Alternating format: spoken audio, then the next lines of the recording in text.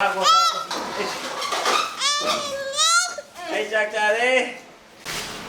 good morning, ma'am. Welcome to the new vlog. Kay kupam na si dia. Ay haraw to nagataw yo ni.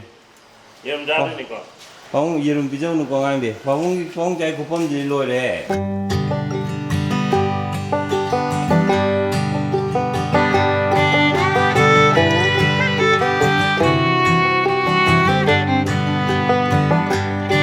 Ngai mi ma'am aina mamangi video da aina mic ama panjab da aina season ai se dui mic tu ne boya gi ne description da link hap saram ge aduga sigi album ji ju yam phajab ne o ma'am si ju online lebi ne sigi album ji ju yam post yam tai da makhan akhoi photo makhan ga smaina ha pe ai ko ado hojik matam da pochai leiba ganda khoi loi ba online le aisu online anam ba leiba ado aina leiba website sing du da makhoina piriba cashback ma'am makhoina piriba discount ma'am do adugi mathakta discount pi bangam ba adugumba app ama ai ngasi ma'am da share to jaram ge Cash Karo na India gi oiba khwai digi biggest cashback pi ba dugumba app ne Cash Karo app haije si Cash Karo app se ina download toraba aduga aina Amazon or Flipkart or Myntra or Azio or simba ma'am si da changaga ina leiba ganda Myntra da na 6% cashback adudagi Azio dei lerga na 10% cashback admaina cashback leiba go asigumba app amani aruga aina kai gumba bill payment tauge natraga recharge tauge any website makhoi gi app si da yariba 1500 app website sing se si is a leiba ganda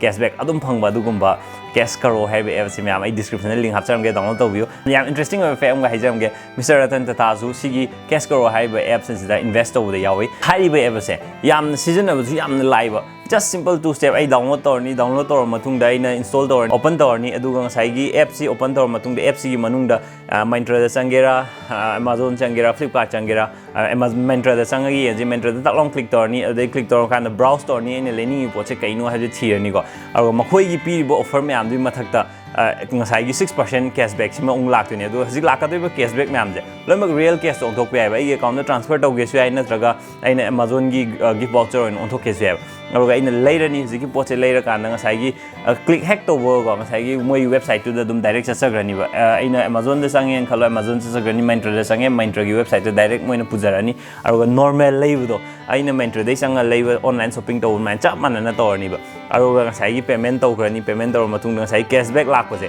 si je aina ai gi account da transfer to ge aina traga aina Amazon gi gift voucher oin to ga le amuk aina redeem to ge se yam na live season ba yam nungai ba aduga khoi da cashback ma'am phangbo adugumba app ni ma'am ai description da link hap charam ge link to gi download to biu link to gi download to ga season ba kan da instantly 25 rupees phangani ma'am da Good morning ma'am welcome to the new vlog kai kupam no si da ai harau to naga to yo ni Yerum jadu ni ko.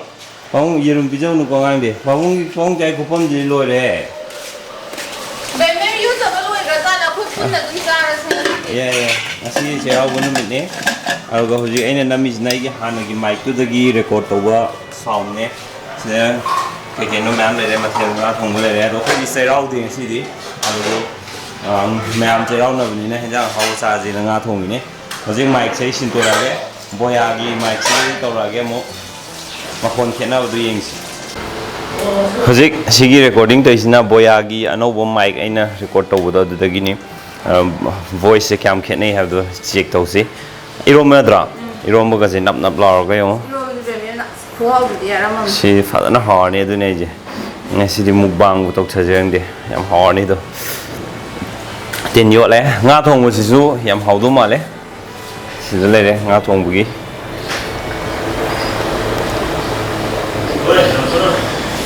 Sida tamay ay ka Abemma ka sida Abemma ka nakatli Babung jana pambiwi maharaw do nakatli ma Mila ya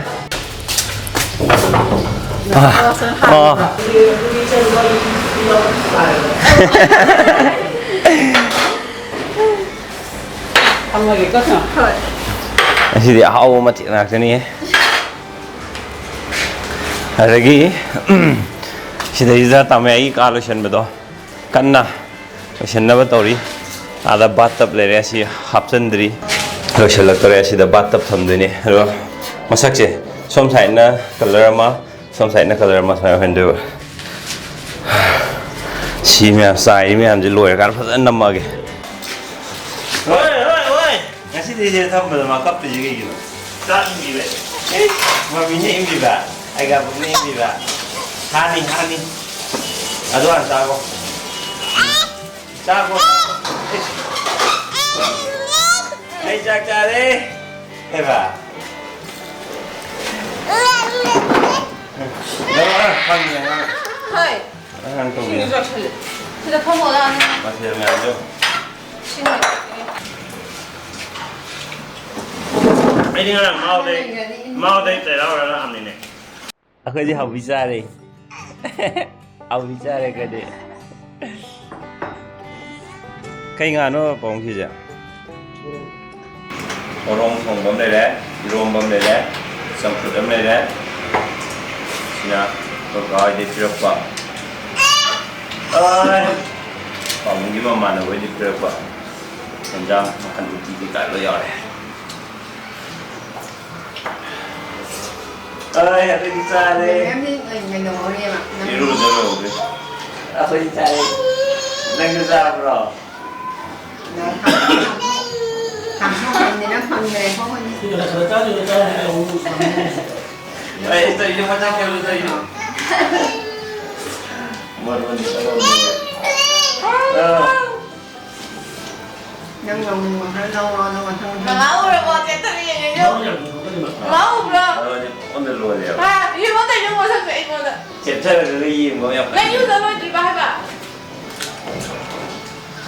Baba thu lọc hơi bán ra nó đồ rồi tôi đi nè. Chị đoàn về cái con thông thường. Lâu ra tiếp tục à? Bạn trên nhà mình học thăm lên thì Là đó. Chị ăn sao cái tí là sao sao này. Tôi nghĩ là cái ngáo rồi. ra đây Tôi không. không đâu thì phải là bây giờ không mua thì phải mua hàng Chị hỏi. Chị hỏi. Ấy sao vậy?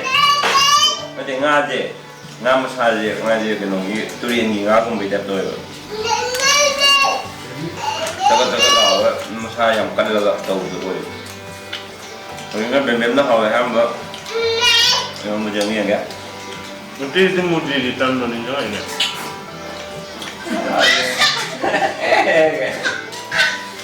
Ăn từ nhà thôi mà ơi. Cái càng ngáo cái cái ăn này. Mình cảm ơn cái hậu. Càng phải áo mình ăn này. Còn cái đồ hay nè. Rồi rồi em tuổi vậy. năm giờ nhiều học ăn học Tiền của tôi lỗi tiền téo này bởi vì sao hả tôi ạ? Tiền của tôi làm nên. Hai đầu vẫn nó sinh tiền được không? bỏ là Nó có phải tại cái đó tôi nói là. Chị cũng ngao tại sao biết biết gì đó. Thì cái mặt thì nó tổng rồi. Một cái ngao một con đi nó gần khổ gì đấy.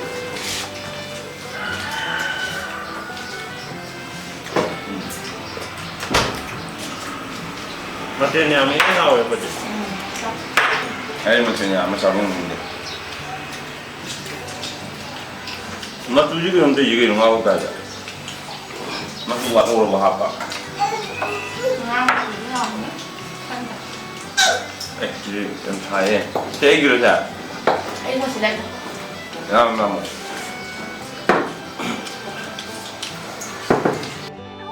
Ông hơi rau từ mình thời gian mày làm cái việc này đầu tư chắc ra bóng trần chắc ra năm còn phim ra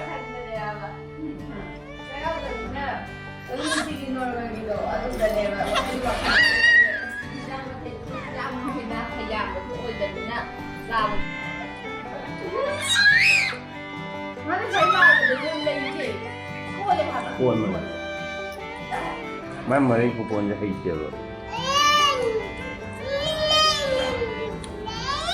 cái dùng tôi không cần để là cái nồi này